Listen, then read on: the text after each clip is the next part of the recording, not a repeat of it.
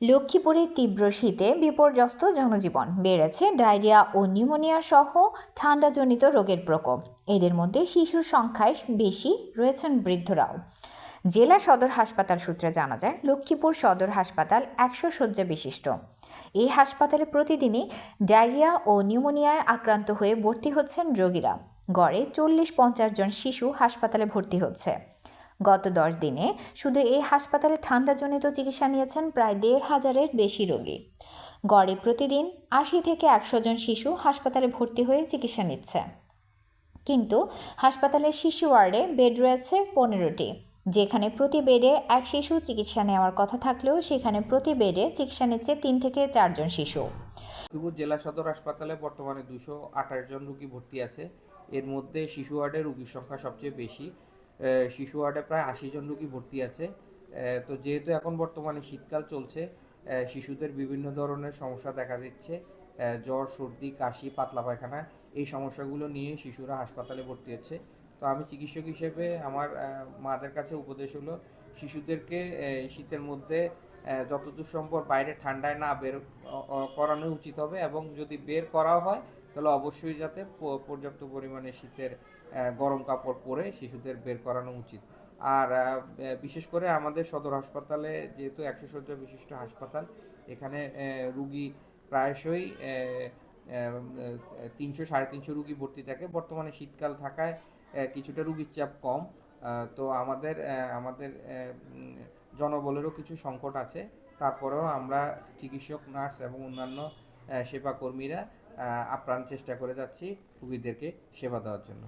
সরেজমিনে গিয়ে দেখা যায়, পর্যাপ্ত বেড না থাকায় মেঝে ও বারান্দায় ঠাঁই হচ্ছে রোগীদের। এক বেডে ভর্তি থাকছে 3-4 জন শিশু। ফলে চরম দুর্ভোগের মধ্যে পড়েছে শিশুসহ সব বয়সী রোগী ও স্বজনরা।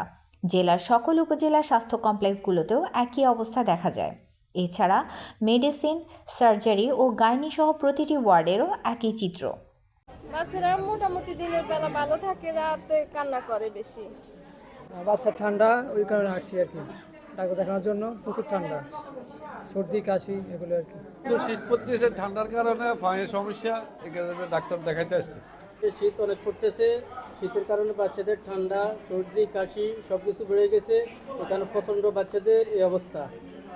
হাসপাতালের মধ্যে অনেক রুগী আসছে, সবে ঠান্ডা, সর্দি, কাশ এগুলো, বুঝছেন। ঠান্ডা আর জ্বর একদম প্রচুর বেশি। বাড়িতে ওষুধ খাওয়াইছি, কিছু বুঝি না, তাই কালকে সদর হাসপাতালে ভর্তি করছি।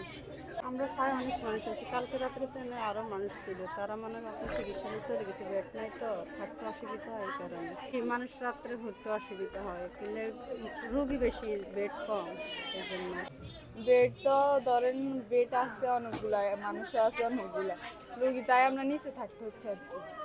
এখন বেড তো কম, তাই নিচে থাকতেছে। বেড সংকুলান না হওয়ায় হাসপাতালের বারান্দায় বা ফ্লোরে গাদাগাদি করে চিকিৎসা নিচ্ছে রোগীরা। হাসপাতালের বেডের তুলনায় অতিরিক্ত রোগীর চাপে হিমশিম খেতে হচ্ছে চিকিৎসক ও নার্সদের। প্রতিদিন 100 শয্যার বিপরীতে 300 থেকে 350 জন রোগী ভর্তি থাকেন। কমলনগর, রামগতি, রায়পুর ও রামগঞ্জ উপজেলা স্বাস্থ্য কমপ্লেক্সগুলোরও একই চিত্র। সদর হাসপাতালের পাশাপাশি প্রত্যেকটি উপজেলায় বেড়েছে রোগীর চাপ। আসলে এখন ঠান্ডাজনিত অনেক রুগী আমাদের এখানে আসতেছে, বিশেষত নিউমোনিয়ার patient, acute exacerbation of asthma এবং ব্রঙ্কিওলাইটিস, সাথে আরও বিভিন্ন ঠান্ডা রুগী আসতেছে।